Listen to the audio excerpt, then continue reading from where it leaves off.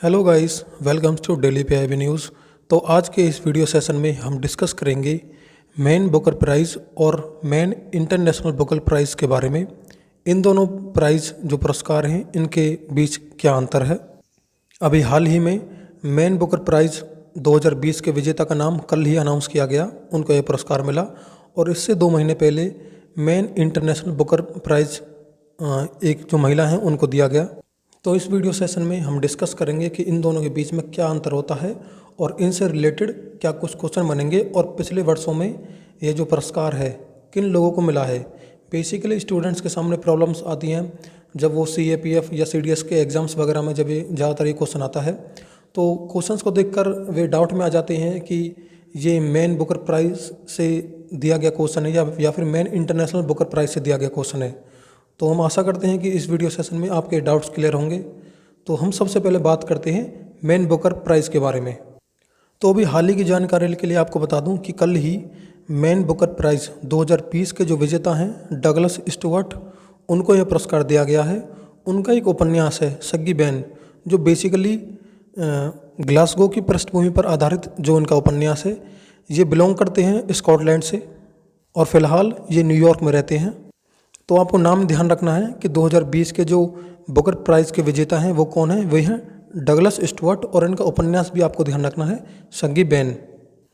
तो Booker price की एक हिस्ट्री है, उसके बारे में थोड़ा सा डिस्कस कर लेते हैं कि मेन बुकर प्राइज़ जो है इसकी जो शुरुआत है यह 1969 से की गई थी और तब से लेकर 2013 तक यह जो पुरस्कार है आयरलैंड, जिम्बाब्वे और कॉमनवेल्थ के जो सदस्य राष्ट्र हैं उनके साहित्यकारों को उनकी मूलतः अंग्रेजी में प्रकाशित किसी रचना के लिए दिया जाता था और यह हर साल दिया जाता था।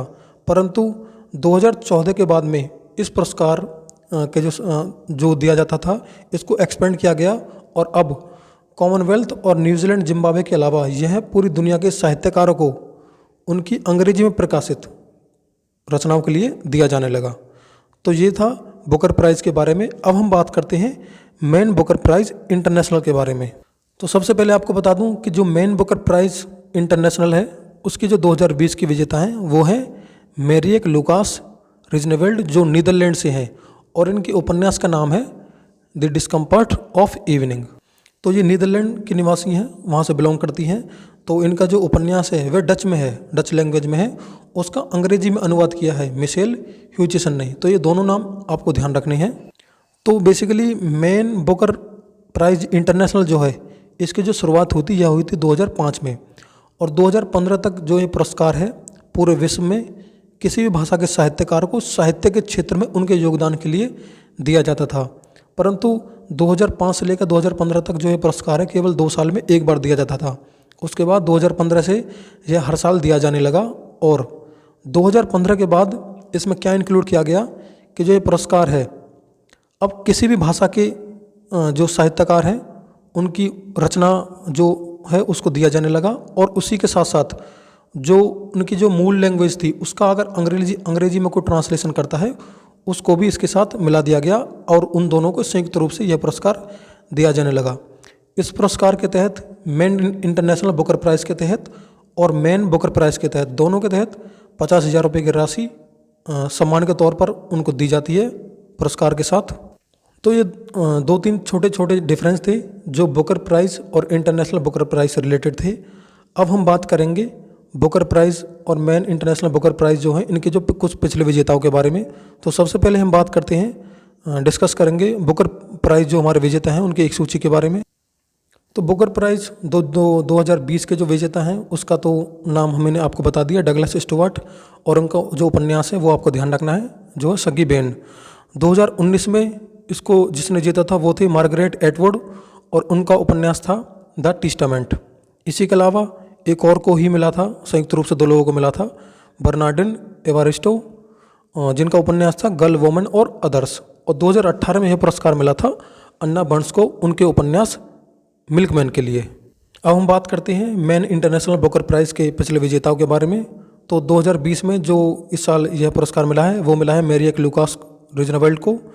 जो उनका उपन्यास है उसका नाम है, इम्पोर्टेंट है आपको ध्यान रखना है, द डिस्कम्फर्ट ऑफ इवनिंग। और इसका जो अनुवाद है, जो ट्रांसलेशन क्यों किया है वो है मिशेल हुचिसन ने। और मैरी लूकास जो है सबसे कम उम्र की महिला हैं यह पुरस्कार पाने वाली, मान बुकर पुरस्कार पाने वाली अगर सबसे कम उम्र की महिला हैं तो अगर कहीं क्वेश्चन आता है तो आपको इनके नाम पर टिक करना है।